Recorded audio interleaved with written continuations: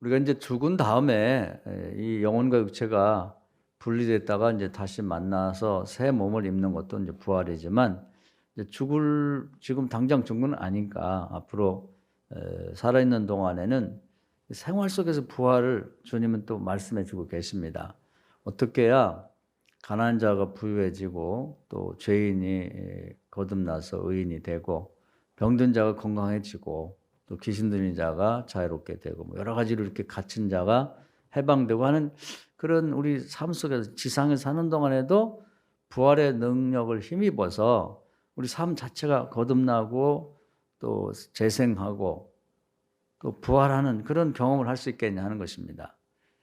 그래서 오늘 이제 말씀을 한번 잘 들으시고, 어떻게 해야 내 삶이 지금과는 다르게, 특히 요즘에 이 코로나 때문에들 뭐 여러 가지 경제적으로나 뭐 심리적으로나 또 걱정들이 많고 낙심되고 그랬는데, 이런 상황에서 우리 부활의 신앙은 어떤 힘을 갖고 있고 어떤 역할을 할 수 있는지를 한번 생각해 보자는 말씀입니다.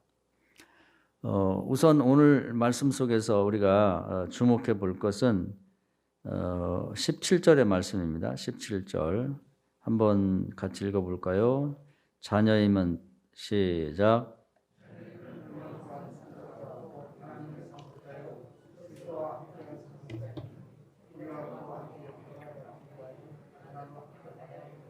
예, 여기 고난도 함께 받아야 된다고 하는 대목, 이게 이제 굉장히 중요한 것입니다.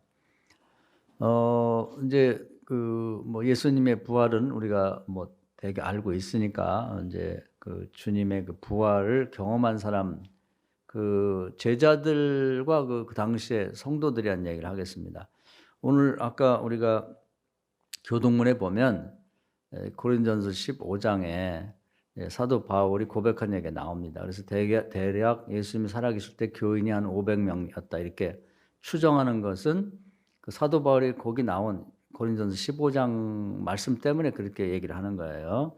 사도 바울이 이제 처음에는 뭐 예수를 믿으려고 하는 게 아니라 예수 믿는 사람을 잡으러 다니다 보니까 이제 대략 몇 명인지 파악하고 있었던 거죠. 그런데 되게 보니까 500명 정도 되니까 요 사람들만 잡아들이면 예수 믿는 건 끝낼 수 있다, 아마 이렇게 생각했던 것 같아요. 그래서 이제 뭐 그 예수님이 지상에 부활해서 40일 동안 있는 동안에 뭐 게바가 이제 베드로의 이름이죠. 그래서 베드로에게도 보이고 뭐 사도들에게도 보이고 그리고 500여 형제들에게 보이고, 그런 다음에는 부활해서 하늘로 올라갔다가 만삭되지 못한, 우리로 말하면 이제 8달 반 만에 나온 그런 정도의 보잘것없는 자기에게 또 다메섹 도상에서 나타나 보여줬다. 그런 이제 고백들을 하고 있죠. 그래서 예수님 부활한 건 뭐 이런 증언을 통해서 우리 믿음을 알 수 있는 거고, 그렇다고 그러면 이제 그 부활의 신앙, 부활한 예수님을 경험한 사람들은 생활 속에서 어떤 거듭난 삶을, 변화된 삶을 살아왔냐, 이게 이제 중요하죠. 그래서 우선 뭐 게바이가 나왔으니까 베드로를 보면 아주 평범한 뭐 가난한 어부였죠. 뭐 나이도 많고 또 아버지가 살아 계셨던 것 같아요. 그게 이제 마가복음 1장에 보면 아버지가 거기 나타나요. 그리고 또 다른 성경에 보면 그 장모님을 모시고 산 것 같아요. 장모님이 열병 걸려가지고 아주 어려울 때 예수님 모시고 가서 치료받은 것도 보면 그 아버지도 살아계시고, 뭐 처갓집 장모님도 살아계시고 같이 모시고 있고, 뭐 이러다 보니까 식구도 많고, 그런 평범한, 뭐 이스라엘 말하면 5가지 계급이 있는데 제사장, 왕, 귀족, 그다음에 이제 평민, 그다음에 노예인데 그 평민 중에서도 그저 뭐 가난한 어부에서 그냥 보통 사람이라고 보죠. 그냥 보통 사람. 근데 이 사람이 그 예수님을 만나면서 그 평범한 삶에서 이제 좀 변화가 일어납니다. 근데 사실은 처음에는 고통스러웠어요. 왜냐하면 고기도 잡아야지, 또 예수님도 따라다녀야지. 그러니까 이 예수 믿는다는 자체가 처음에는 고통스러운 것입니다. 근데 그걸 거부하면 예수 못 믿어요. 그래서 이제 나중에 보면 밤에도 고기를 잡은 게, 그 밤에 밤새도록 고기를 잡았는데 못 잡았다 이런 말이 나오는데, 거기 밤에 잡은 사람들이 되게 예수님의 12 사도 중에 포함된 사람들입니다. 대개는 낮에 고기를 잡는데 낮에는 예수님 쫓아다녀야 되니까 밤에 잠 안 자고 이제 낮에 못 잡은 고기를 잡으러 다닌 것 같아요. 그러다 보니까 대개 이제 지금도 바다 이런 데 보면은 낮에 그물을 쳐놓고 밤에 그물을 쳐놓고 낮에 가서 잡잖아요. 그걸 보면 아, 이분들이 예수민이라고 고통을 많이 겪었구나. 그걸 알 수 있는 거죠. 그러니까 우리가 뭔가 색다른 삶을 좀 살려고 그러면 남다른 고통을 자기가 감내를 해야 됩니다. 근데 그 고통이 나중에 받을 영광과 비교하면 아무것도 아니라는 거죠. 그 얘기가 이제 18절에 나오는 거예요. 자, 18절 읽어볼까요? 생각한데 시작.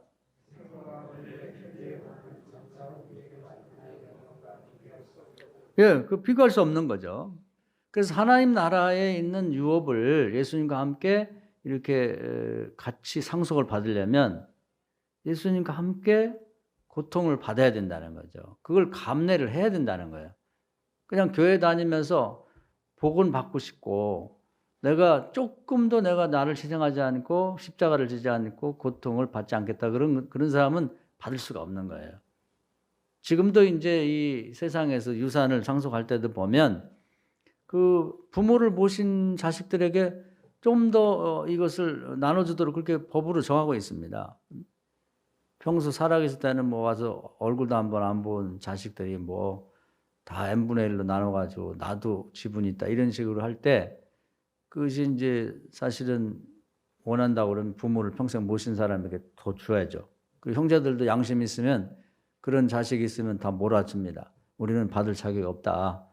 아버지 재산 만드는데 내가 기여한 것도 없는데 무슨 권리로 무슨 면목으로 받겠냐 그러면서 그 고생하고 이렇게 수고한 그런 자녀에게 다 물려줘야죠. 몰아줘야지. 그게 원하는 원칙이 세상에도 경우가 있는 집안이라면 하나님 나라도 똑같아요. 하나님 나라의 유산을 물려주는데 주님과 함께 고통을 같이 받은 사람에게 주는 거지. 그래야 경우가 맞는 거지. 누구는 그냥 주님을 위해서 헌신하고 그렇게 낮에 주님 쫓아다니면서 뒷바라지하고 밤에는 고기 잡고 이런 사람이나 전혀 그렇지 않은 사람하고 똑같다고 그러면 그것은 사실은 공평한 게 아니죠. 공평한 게 아니다 그 말이에요. 하나님은 경우 빠지는 일을 하지 않았어요.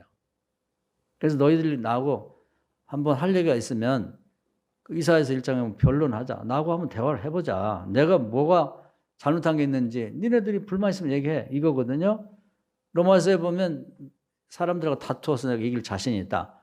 나는 뭐 앞으로 보나 뒤로 보나 너희들에게 절대로 병업받은 일을 하지 않았다. 이렇게 말씀하고 계시거든. 베드로가 그럼에도 불구하고 포기하지 않고 언제든지 주님이 부르시면 가죠. 그러니까 아마 그 가족들에게도 굉장히 처음에는 많은 뭐 비난도 있고 뭐 원성도 있었을 것 같아요. 특히 마가복음 1장을 제가 늘 좋아해서 소금 많이 하는데 뭐 일꾼 얻어놓고 배 띄우고 뭐 고기 잡으려고 뭐 이 그물을 보면 항상 한번 고기 잡고 오면 그물이 다 코가 찢어지고 해서 다 깊더라고요. 이제 거기 떼우고 그리고 혼자 그물을 못 끌어 당기기 때문에 일꾼도 얻어놓고 배 띄우고 가는데 주님이 나타나서 좀 구원을 할 사람이 있으니까 같이 가자. 저 그런 때 그게요.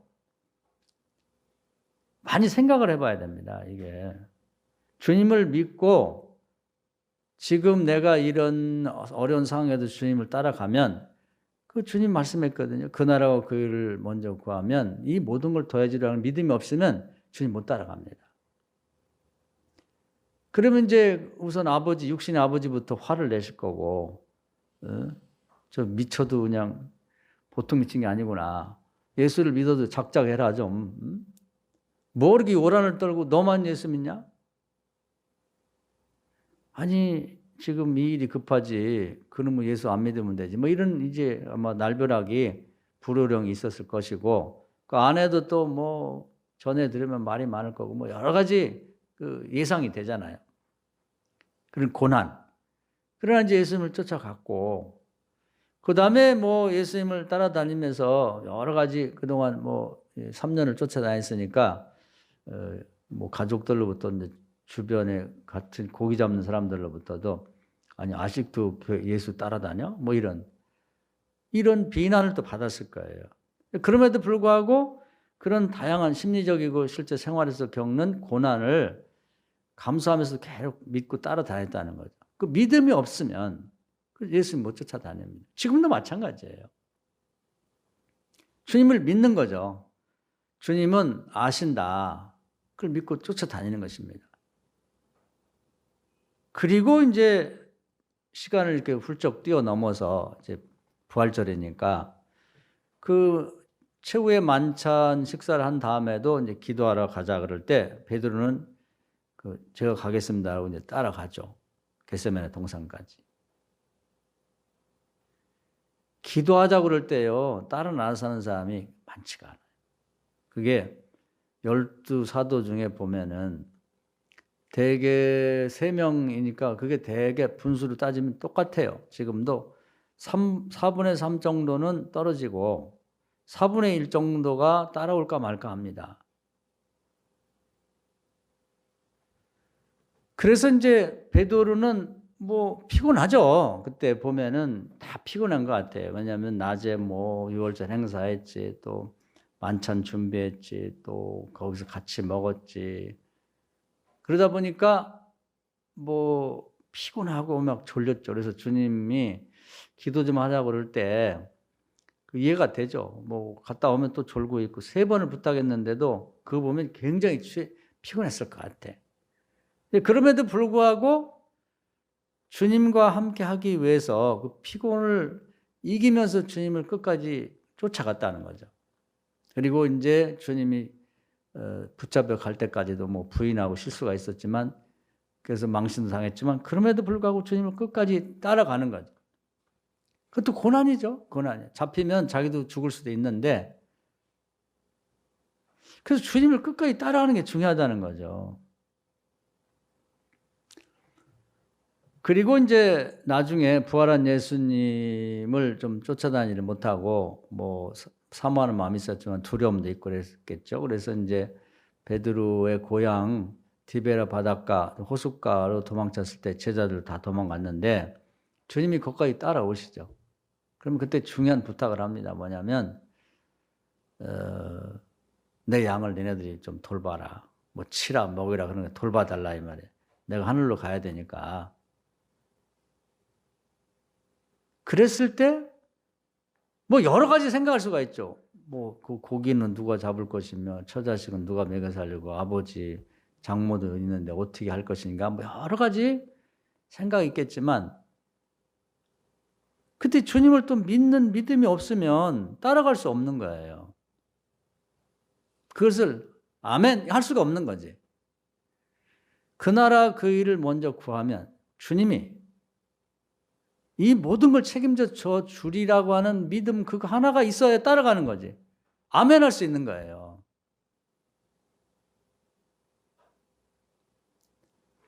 그래서 이제 주님을 따라 나서 가지고 이제 사도행전 1장에 보면 하늘 올라가실 때 그 승천하기 직전까지 따라갔고 또 거기서 주님이 또 하나의 미션 부탁을 합니다. 이 자리를 떠나지 말고 여기서 기도해라. 몇 날이 될지 모르지만 그렇게 길지 않은 시간을 여기서 모여서 기도하면 성령과 능력을 받고 놀라운 일을 행할 텐데 내 증인이 되라. 그 말씀을 하고 하늘 올라갔어요. 근데 이제 보면 여러 가지 또 거기서도 마찬가지입니다. 몇 날이 될지도 모르는데 500명이 모였었는데 다 가버렸죠. 120명이 남았는데 그중에 이제 뭐 사도들도 포함되어 있고 근데 거기서 그 주님의 부탁을 받고 이제 기도하죠. 거기서 똑같아요. 주님이 먼저 부탁하신 주님의 말씀을 먼저 생각하고 순종하면 이 모든 걸 더 해줄 거야. 이 믿음 하나 갖고 그런 모든 주님의 부탁을 아멘하고 수행해 나가는 것입니다. 고난을 같이 받아 나가는 거죠. 고난, 고통, 어려움, 비난을 감수해 나가는 거예요. 그때까지만 해도 그런 과정이 말이죠. 뭐가 힘드냐면 언제 뭐가 어떻게 될지 모르는 거예요. 뭐 책임을 져준다고 하는데 미래가 깜깜하죠. 뭘 어떻게 책임져 준다는 건 나를. 아니 고기는 누가 잡고 자식들은 무슨 돈으로 가르치고 부모들은 병원비 내야 되고 하는데 그거 누가 대주는 거야. 그러니까 하나님 일이라는 건 항상 그래요. 이제 그 놀랍기도 하고 신비로운 게 뭐냐면 주님을 따르고 하나님께 순종하 나가다 보면 바로 직전까지도 하나님이 준비한 축복을 이게 뭔지를 확인할 수가 없는 거예요. 예를 들면은 제가 가끔 요셉 얘기도 드립니다만 요셉이 갈수록 태산이야. 하나님만 믿고 나가는데 뭐 형제들이 자기를 팔아먹지 또 보디발의 집에 열심히 일했는데 또 그 부인이 모함을 해가지고 감옥에 들어가지. 이게 도대체 언제 뭐가 끝날지를 모르는 거예요. 그런데 그럼에도 불구하고 하나님을 의지하고 끝까지 그래 주님의 뜻을 따라 순종하다 보면 주님께서 반드시 내 이 고통과 어려움을 아시고 이 모든 걸 더해줄 거라고는 한 가지 믿음. 그거 없으면 못 가죠. 불평, 원망 뭐 많은데. 그런데 어느 날 새벽에 누가 와서 찾아요. 요셉이라는 사람이 있냐고. 그러니까 그 새벽이 되기 바로 직전 사람이 와서 부르기 전하고 부른 다음에는 완전 인생이 달라지는 거죠. 하나님의 축복은 그렇게 오는 거예요. 그날 가가지고 대제국 애굽의 총리가 됐습니다. 그걸 누가 알겠어요? 하나님이 아는 거지. 그러니까 믿음이라는 건 끝까지 지켜야 돼. 끝까지.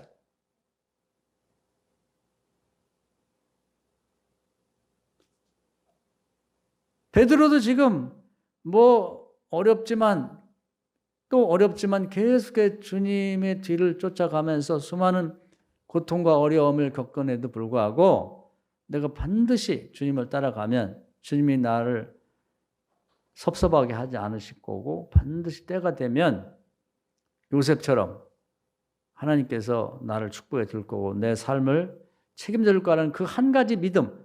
근데 지금 베드로가 이 장면까지도 제가 소개한 사도행 1장까지도 위험천만하죠. 뭐 가정은 가정대로 어렵고 또 예수님을 잡아 죽인 그 사람들이 아직도 시퍼렇게 살아서 예루살렘에 돌아다니고 있는데 자기도 잡힐 수가 있잖아. 자기도 죽을 수가 있잖아. 예수님도 죽였는데 그까지 제자들이 뭐가 대수겠어요.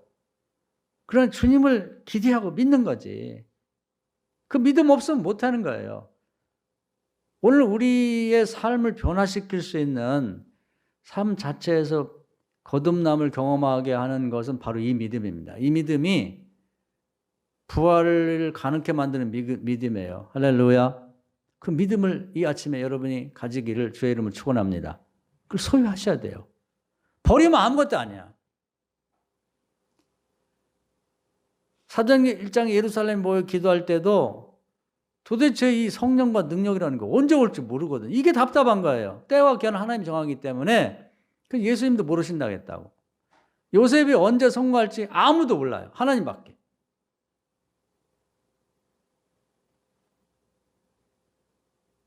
하나님의 축복은 그렇게 오는 거예요. 이걸 꼭 기억하셔야 끝까지 우리가 신앙을 지키면서 끝까지 기대하는 거예요. 갑작스럽게. 순식간에. 저주도 순식간에 와버려요. 그래서 숨 돌릴 틈도 없이 마태복음 25장에 보면은 유황불이 떨어진다든지 홍수가 온다든지 뭐 그 사네립이라고 하는 아수르 왕과 거기에 있는 그 군대들이 그냥 하루 저녁에 싹 죽어버려가지고 송장이 다 됐는데 그런 것도 어제 저녁까지 멀쩡했는데 새벽이라는 게 다 죽었거든. 이렇게 저주라는 것도 그렇고 이 축복이라는 것도 그렇고 죄가까지 가는데 그 저주가 내려갖고 완전히 망하는 순간 전까지는 모르는 거예요. 그리고 저거에 저주 안 받나 저주 안 받나 하는데 하나님 면도칼처럼 정확합니다. 모든 걸 고려해서 이때다 그러면 딱 치는 거예요. 그 무섭죠. 그때는 뭐 어디 숨 돌릴 틈이 없는 거지. 그러니까 우리가 하나님에 대해서 저주받고 벌받을 짓을 하지 말고 이거 이렇게 하면 안 될 텐데 이건 안 좋은 것 같아. 이거 언젠가 이거 뭔가 느낌이 안 좋아. 또 주변 사람이 너 그렇게 하면 안 돼.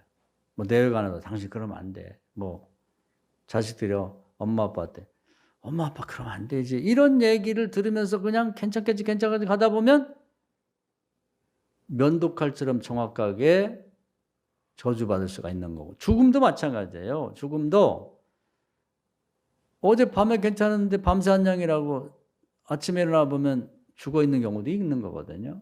또 멀쩡하게 나갔는데 뭐 요즘 심장마비도 많고 죽을 수도 있는 건데. 그러니까 우리가 그런 불안한 삶을 살지 말고 정말 이렇게 복받을 수 있는 일을, 주님과 함께 고난 당하는 일을 어렵고 힘들어도 계속 따라가는 거예요. 동아지를 붙잡고 가듯이 이 베드로처럼. 그 베드로가 언제 완전히 새로운 사람이 되고 거듭나고 생활 자체가, 인생 자체가 바뀌었냐? 사도행전 2장에 성령이 임할 때 바뀐 거예요. 끝까지. 뭐 가정에서도 어려움이 있고 사회에서도 어려움이 있고 뭐 자기 사업에서도 어려움이 있고 뭐 또 신앙생활도 비난도 많고 뭐 그런데 끝까지 갔더니 성령과 능력이 임하면서 그 당시에 뭐 왕도 있고 무슨 뭐 헤로드 왕도 있고 무슨 뭐 자기네 자체적인 저 로마의 뭐 무슨 가이사 황제도 있고 제사장이니 뭐니 높은 사람이 층층시야 많은데 싹 뒤집어서 베드로가 최고가 됐어요. 요셉이 총리된 것과 비교할 수 없어요. 할렐루야. 눈 깜빡할 사이에 성령 임하기 전하고 임한 후에는 천연 종로가 다른 사람이 됐다. 그 당시에 뭐 수많은 뭐 지체 높은 사람도 많고 뭐 출세한 사람도 많고 이름 없잖아요. 세상의 뭐 기록에는 뭐 역사의 책에 남을지 모르지만 하나님 나라는 베드로밖에 없어. 이렇게 바뀌는 거라니까. 인생이 바뀌는 거예요. 이게 죽은 다음에 새 몸을 입는 것도 중요하지만 우리가 살아가는 삶의 과정 속에서 이런 변화, 거듭남, 전혀 새로운 인생을 한번 확 뒤집어서 살아보자 이 말이에요. 할렐루야. 이게 부활의 힘입니다. 부활의 능력이에요. 그냥 우리가 말로만 부활이 아니라 생활 속에 내 삶이 변화되는 거, 부활하는 거.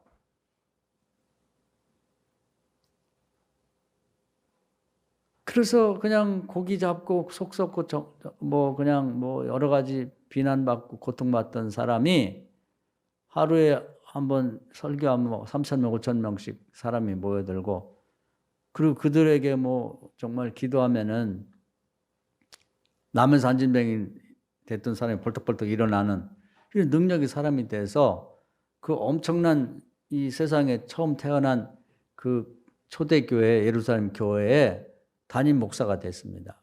그래서 예수님의 젖동생과 함께 야고보하고 둘이 그 엄청난 그 교회를 정말 이렇게 치리하고 관리하고 그것을 감당하기 위해서 하루에 3번씩 기도하면서 그 일을 감당해 나죠.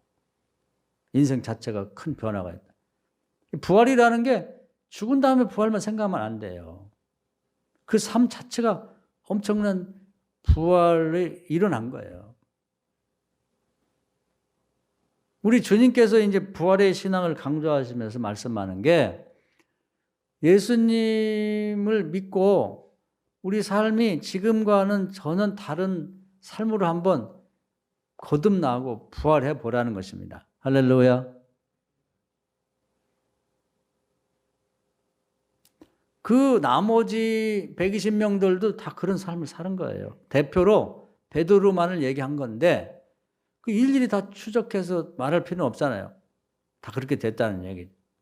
그러면 그 기도하기가 싫어가지고 그 나라와 그 일을 먼저 구하지 않고 뭐 그전에 제자 뽑을 때도 그런 얘기를 하셨습니다마는 뭐 장례가 났고 뭐 땅을 샀고 뭐 또 소를 샀고 뭐 어쩌고 그래가지고 그 나라 그 이가 아니라 내 일 먼저 챙긴 사람들은 다 제자도 못 됐거니와 500명 모인 중에 380명은 다 그런 이유가 있지. 들어보면 다 그럴 만한 이유가 있어. 그런데 그럼에도 불구하고 그 나라와 그 일을 먼저 구한 사람하고 차이가 나는 거지.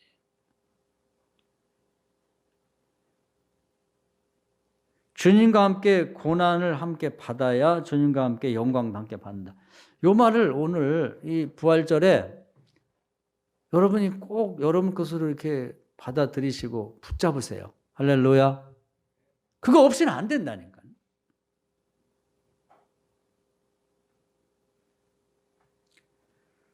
또 한 사람 예수님 만나서 성공한 사람이 누구냐면 이제 바울이죠. 처음엔 사울이라고 했었는데 그 예수님 믿는 사람을 이제 핍박하러 다녔던 사람인데 뭐 예수님이 지상에 살아 계실 때는 만나보지 못했고 워낙 싫어했으니까 부활해서 하늘을 올라가신 주님이 특별히 만나러 왔어요. 그래서 다메섹으로 지금은 다마스쿠스라 시리아 뭐 요즘에 뭐 문제도 많은 시리아의 수도에 교인들이 많이 있다는 얘기를 듣고 거기 이제 사람들을 사가지고 잡으러 가는 길에서 예수님을 만납니다. 부활의 예수님을.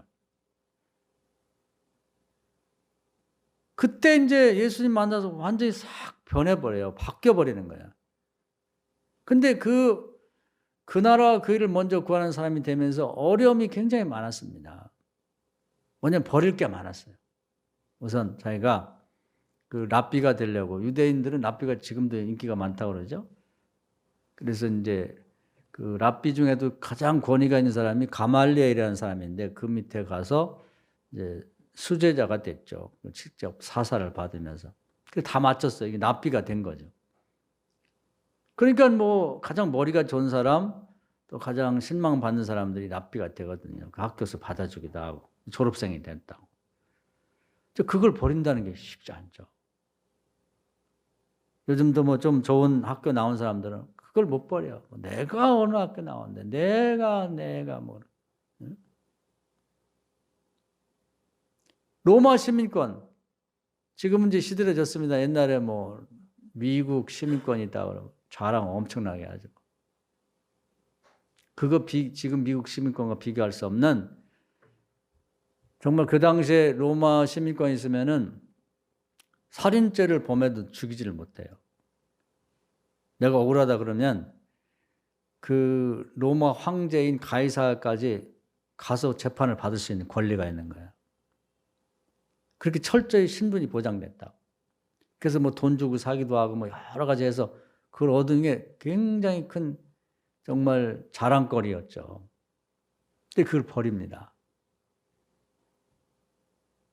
요즘 같으면 이제 미국 뭐 국적을 포기하는 것처럼 뭐 요즘은 뭐 그것이 비교가 안 되죠, 사실은. 많이 그런 권위라든지 그런 게 시세가 없었기 때문에. 근데 하여튼 그걸 포기하고, 그 다음에 또 이제 그 바리새파 귀족입니다. 귀족. 지금은 귀족 개념이 없어졌지만 우리 조선시대로 생각하면 돼요. 그래서 귀족 중에 이제 사두개파 바리새파가 있는데 그 귀족 중에 귀족입니다. 그리고 상당히 부유한 집의 사람이고. 그런데 예수님 만나가지고 부자 청년에게 예수님이 말씀해, 너 다 팔아서 나눠주고 그래 했을 때 싫어요. 그걸 갔단 말이에요. 근데 바울은 어떻게 될지 몰라요. 그걸 획득하기 위해서 그렇게 노력을 많이 했고 그걸 자랑으로 생각했는데 주님이 다 버리라 그러니까 분토처럼 버렸어요. 그러니까 분토라는 게 좀 한문으로 좀 멋있게 표현한 건데 사실 똥오줌이 분토입니다. 똥오줌처럼 오물처럼 싹 버리고 아멘하고 따랐다는 거지. 그런 생각을 해보세요. 우리는 그거 못 버려. 주님 만나고 나서도 부활하고 거듭나 새 사람 되려고 그러면 못 버린다니까. 그래서 보면은 예수님 만나고 새로운 삶을 하고 하는 주님 축복받아야 하는데 온전해야 되거든요. 아브라함이 처보돼갖고 자식 낳았을 때 딱 나타나서 13년 만에 너 내 앞에서 온전하게 행해. 내가 확실히 말하는데 똑바로 행동해. 온전하게 완전하게 행하라. 이 말씀이거든요. 근데 흠이 있어요. 근데 자기도 알아. 교회 다니는 사람이 술 먹고 도박하고 뭐 하여튼 담배 피고 살금살금 돌아다니면서 또 뭐 하여튼 뭐 나쁜 짓 하고 그걸 하지 말라는 거예요. 응? 요즘 우리나라 보니까 CCTV가 많아가지고 범죄율이 낮다 그래. 뭐 다 잡히니까 뭐 하늘에도 있지, 차에다도 뭐 블랙박스가 있지. 그러니까 도망갈 구멍 없어요. 금방 잡혀요. 또 핸드폰 한 것도 그게 음성이 그냥 이렇게 돌리면은 타자로 다 나온다고. 꼼짝 못하니까 죄가 많이 없어졌다. 그래서 우리나라 안전하는데 하나님 나라에서는요 다 알아요. 요즘에 우리가 열왕기 상하를 읽고 있는데 보면 참 안타까운 게 세상에 출세해가지고 말이에요. 그 왕이 됐어, 왕. 그 왕을 대표로 뽑아서 이제 이렇게 얘기하는데 꼭 보면 한 가지 흠이 있는 거예요. 뭐냐면 우상숭배 하지 말라는데 다 잘했다는. 그런데 그놈 우상을 좀 없애라는데 안 없애. 그 때문에 결국은 나중에 자기 집안도 폐가 망치고 멸족이 되고 나라도 식민지가 되고 그걸 왜 안 버리냐는 거예요. 그걸 싹 버리라는 거예요. 그 회개라는 게 그게 회개예요. 그 베드로가 어떻게 그렇게 성령 받고 능력 받았어요. 회개하고 사모하면 그냥 아무 대가 없이 성령과 능력을 하나님부터 선물로 받는다. 할렐루야.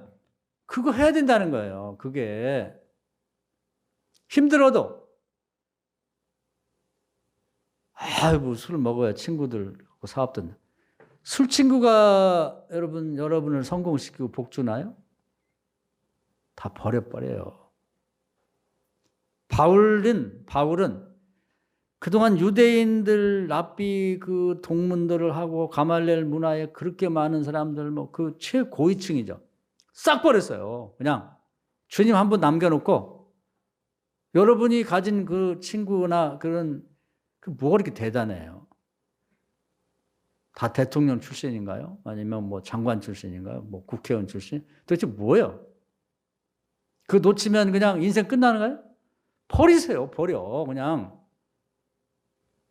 바울은 분토처럼 버렸다니까. 또 뭐 로마 시민권을 가진 그런 정치적인 위치에 있는 사람들. 로마 시민권 간 사람이 많지 않았어요. 그 당시 유대인들 중에. 그 모임도 있고 회합도 있고 뭐 모임은 상회하고 나라를 쥐고 흔들면서 일종의 그림자 정부라고 그래요. 요즘도 그런 게 있어요. 뭐 전 세계 대통령 내고 그런 것도 자국민들도 노력을 하지만 전 세계를 쥐고 흔드는 보이지 않는 세력이 있다는 거예요. 그 사람들이 모여가지고 이번에 중국의 대통령을 주석을 바꾸자. 그러면 이제 바꾼다는 거예요. 뭐 이렇게 저렇게 해가지고 뭐 힘도 쓰고 돈도 쓰고 그런 것처럼 유대 나라도 보이지 않는 그림자 정부가 누구냐면 로마 시민권을 가진 자들이에요. 로마 황제 가이사하고 통하고 거기서 보낸 총리하고도 통하고 총독하고도 그런 권력인데 싹 버렸다니까요. 싹 버리면서 그들하고 인연을 끊어버린 거예요. 우리가 가지고 있는 뭐 무슨 권력이나 무슨 뭐 그런 게 뭐 그렇게 대단하겠어요. 주님과 같이 주님과 쫓아가는 것만큼 대단하겠냐고. 버리세요. 깨끗하게. 거기서 범죄가 있고 거기서 잘못이 있으면 버려야 돼. 귀족 좋죠. 지금도 보면 영국의 귀족이라는 사람 보면 뭐 모임도 보면 뭐 여기다 뭘 치렁치렁 달고 뭐 훈장도 달고 그러면 아 멋있어. 귀족이라는 것이 이미 다 한물 갔는데도 불구하고 보기 좋거든. 바리새파 귀족 싹 버렸어요. 그깟 놈 주님 앞에서 귀족 바리새파 귀족이 뭐야 이거. 똥오줌처럼 싹 버렸단 말이에요. 그러면서 비난이 많았습니다. 우선 사도들로부터 무시당했어요. 네가 예수님 살아계실 때 예수님하고 밥을 한 끼 먹었어. 앞에 앉아서 설교를 들었어. 네가 예수님이 병자 고치는 걸 구경이나 했어. 네가 뭔데 사도야? 너는 사도 아니야? 뭐 이런. 당신들은 살아계신 예수님을 봤지만 나는 부활하신 예수님을 만났다 해도 안 알아주는 거지. 그래서 이 양반이 사막에 가서 3년 동안을 예수님이 제자들이 3년 예수님 쫓아다닌 것처럼 혼자 기도하고 명상하고 그러면서 지냈어요. 그래도 안 알아줘. 유대인들은 저는 미쳤다고 그러고 배신자라고 그러고 언제는 예수 믿는 자 잡으러 다닌다고 하다 지금 예수 믿으라고. 근데 이 양반이요. 예수님을 만나자마자 돌아다니며 예수 믿으라고 했어. 야, 이렇게 변해봐야 한번 싹 변해야 됩니다. 다 버리고 주님과 함께 고난받는 걸 감사하게 생각하고 나 같은 놈이 뭐라고 예수님과 함께 고난받고 나 같은 녀석이 뭐라고 이방인을 위해서 선교사 되라고 말씀해주세요. 얼마나 감사한가. 요즘은 뭐 주님이 직분을 줘도 귀찮게 생각하고 나 안 한다 그러고 뭐 그리고 뭐 주님 직분을 줘도 그 직분이 뭔지도 모르고 그 다른 거죠. 그렇게 하면 안 돼요. 직분을 통해서 고난을 받으세요.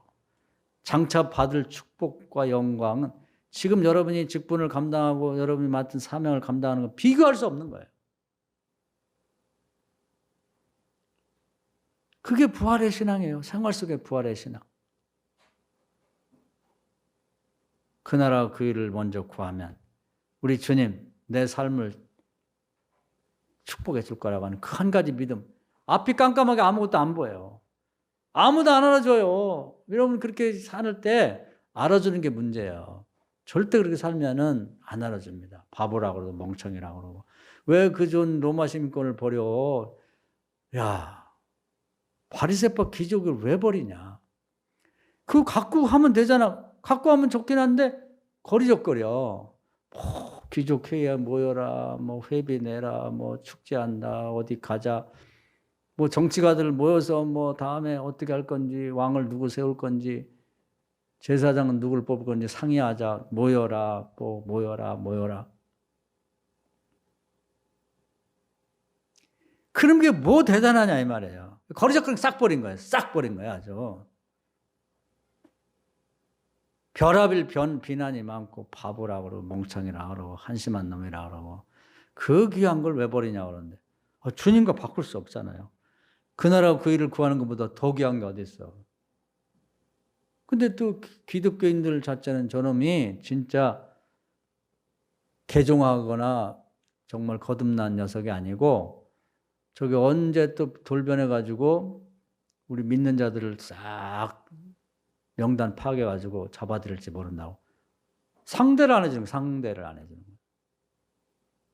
오죽하면 야 이것도 다 뜻이 있겠지. 자기 고향 다소로 내려갈 때 그때는 신약 성경이 없었어요. 그래서 성문사라고 해서 이제 예수님의 12 제자나 예수님 만난 사람, 설교 들은 사람, 뭐 은혜 체험한 사람들이 뭐 문서를 이렇게 적었다고 그래갖고 기록을 하고 뭐 근데 못 배운 사람들이 많다 보니까 뭐 대충 그냥 편지 쓰듯이 막 해놓고 또 부풀리고 막 그래서 이게 자료는 엄청 많아요. 근데 돈 주고 사기도 하고 막 다 이걸 사가지고 가져간 거예요.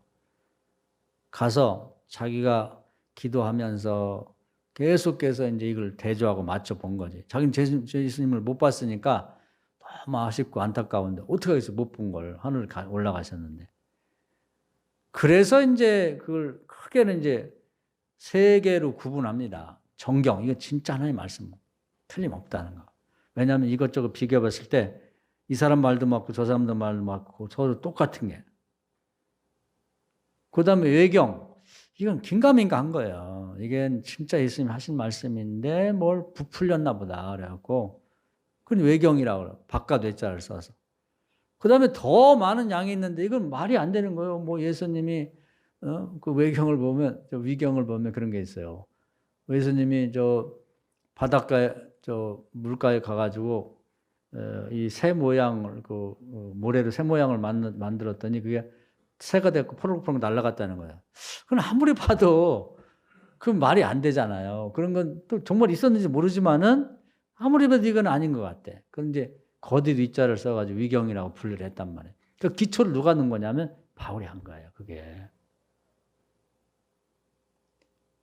그래가지고 이제 그때 이제 이 성경의 기초를 잡은 것이 바울이 정말 엉덩이 붙이고 앉아가지고 12년 6개월 동안 그 작업을 한 겁니다. 모든 걸 다 이제 그 폐기 처분하고 주님이 맡겨준 이 이방인을 위한 사명을 감당하기 위한 그 목적, 그 나라와 그 일을 먼저 구하면 주님이 맡겨준 이 사명을 내가 감당하면 그 각오가 대단해요. 그 사도행전 20장에 보면 그런 말씀이 있어요. 사도 바울이 고백해. 주님께서 맡겨준 내 이 사명을 감당하기 위해서는 내 생명을 조금도 아깝게 생각하지 않겠다. 일사각오한 거지. 그 주님이 이 바울을 주목해 보고 계신 거예요. 우리가 이런 대상이 돼야 되는 거예요. 그러니까 앞이 아무것도 안 보이죠. 똑같은 거예요. 요셉이 새벽까지도 몰랐다니까. 요셉 있냐고 찾아올 때부터 인생이 달라진 거예요. 베드로도요. 사도행 2장에 성령이 불같이 불의 혀같이 갈라지며 내리는 때까지도 몰랐어. 이 사람이 어떻게 될지. 그냥 그날하고 그만 구하고 온 거예요. 이 모든 걸 도와줄 줄 믿고. 바울도 지금 칠 것 같아. 앞이 깜깜해요. 어떻게 될지 자기 미래의 운명을 모르는 거지.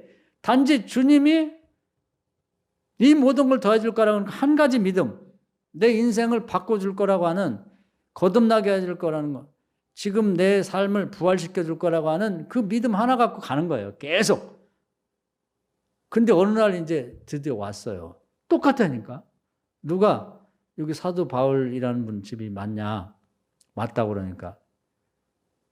안디옥에서 온 거예요. 안디옥이 엄청 큰 도시였다고 그럽니다. 근데 거기 바나바라는 분이 가서 이미 교회를 잘 이제 크게 부흥시키고 이제 관리를 잘하고 있는데 혼자 감당할 수 없으니까 하나님이 바나바를 시켰어요. 가서 바울을 찾아와라. 바울이 그 당시에 예루살렘 교회를 제외하고는 가장 큰 교회의 담임 목사로 딱 불림받은 거예요. 바로 직전하고 그 다음은 완전히 인생 자체가 바뀐 겁니다. 우리가 이걸 믿으셔야 돼. 그래야 지금 제가 3가지 예를 드렸는데요. 믿음은 이렇게 자꾸 들어야 이제 믿음이 생기는 거예요. 그리고 여러분이 나도 해봐야지 이런 결단이 서는 거라고. 여러분이 주님을 따라가는데 방해되는 건 다 버리세요. 버리고 아브라함한테 얘기한 것처럼 내 앞에서 온전하라는 그런 말씀에 그 버리는 게 회개예요. 한번 여러분이 서보라고. 그래서 부활절 지내면서 여러분 삶이 뭐 사업하는 사람은 사업이, 인생이면 인생이 한번 완전히 뒤집어지고 달라지려면 이 하나님의 말씀대로 순종해 봐야 돼요. 여러분 우리가 가진 게 뭐 베드로 같은 경우는 사실 버릴 거 별거 없죠. 근데 사실은 뭐 생활인으로서는 힘들죠. 배를 버리고 쫓아다는 거, 뭐 가족들 뭐 그냥 달라붙고 뭐라고 하고 비난하는데 그걸 뒤로 하고 간다는 게 쉽지는 않지만 그건 뭐 할 수 있을 것 같아요. 어떻게 보면 별거 아니니까. 그런데 바울 같은 경우 이거 버리기는 어려울 것 같아요. 우리가 가진 거 버리지 못하는 걸 알고 보면 별거 아니야. 당시 바울이 가졌던 걸 버리는 거 보면 그 부자 청년은 그까지 그 재산도 못 버리고 도망갔는데 바울은 재산도 다 내려놓고 그 로마 시민권도 내려놓고 유대인 중에 최고인 이 공부 가말리엘 문화에서 랍비 율법 학자도 딱 내려놓고. 근데 우리는 그 따져보면 그것 중에 한 가지도 없어. 바리새파 그 귀족 그 신분도 내려놓고. 그 중에 그것과 바울이 가졌던 것 비교하면 우리는 진짜 비교하면 뭐 보잘것 없는데도 그걸 못 놓아. 그걸 못 놓고 그냥 붙잡고 주님은 뒷전이야. 최악은 뭐냐면 가룟 유다예요. 가룟 유다. 예수님 믿겠다고 따로 나선 다음에 그냥 예수님 앞에 아양 떨고 뭐 어쩌고 저쩌고 뭐 그러고 나중에 진짜 왜 아양을 떨었냐고 하냐면 겟세마네 동산에 예수님 잡으러 왔잖아요. 랍비요 뭐 그러면서 입 맞춰. 예수님 잡아 죽이려고 세 뭉치하고 3살을 갖고 온 녀석들을 뒤끌고 오면서 돈은 이미 은 30 예수님 팔아먹은 돈을 챙겨놓고는 와서 웃으면서 랍비시죠? 그러고 입 맞춰. 아유 얼마나 징그러워요. 교회에서는 사도까지 됐어. 12명이 들었는데 밖에 나가서는 그렇게 예수님을 비난하고 팔아먹으려고 하고 예수님 원수들하고 히히덕거리고 그렇게 하면 안 돼요. 요즘도 교회 다니면서 교회 밖에서 안 믿는 사람들 인기 많은 사람이 있어요. 같이 술 먹고 같이 놀고 같이 노름하고 그러면서 교회 안 다니는 사람보다 더 욕하는 사람 많아요. 그렇게 하면 안 되지. 교인들이 잘못하는 것은 뭐 그 비난할 수 있지만 같은 그 밥에 그 나무래요. 그게 자기 교인들 욕하고 교회 가면 지 얼굴에 침 뱉는 거지. 그러면 그 사람들이 좋아할 것 같아? 뒤돌려놓고 아유 한심한 놈. 교회를 다니지 말든지. 뭔 욕을 하는 거야. 응? 지 엄마 욕하는 거나 똑같고 지 아버지 욕하는 거나 똑같지. 가론 유다가 딴 게 아니에요. 그런 사람이 가론 유다지. 그럼 그 사람이 최후가 어떻게 됐냐?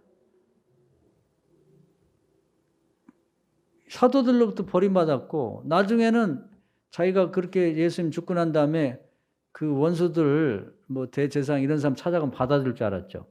그리고 이제 주님이 죽고 나니까 사람 죽는 거 보면 마음이 안 됐잖아요. 걱정되고. 그러니까 은 30 받은 걸 갖다 주고 이제 내 죄를 이제 면하려고 한 것 같아. 그러니까 대제사장 이런 사람들 뭔 얘기야? 네 죄는 네가 가지고 가.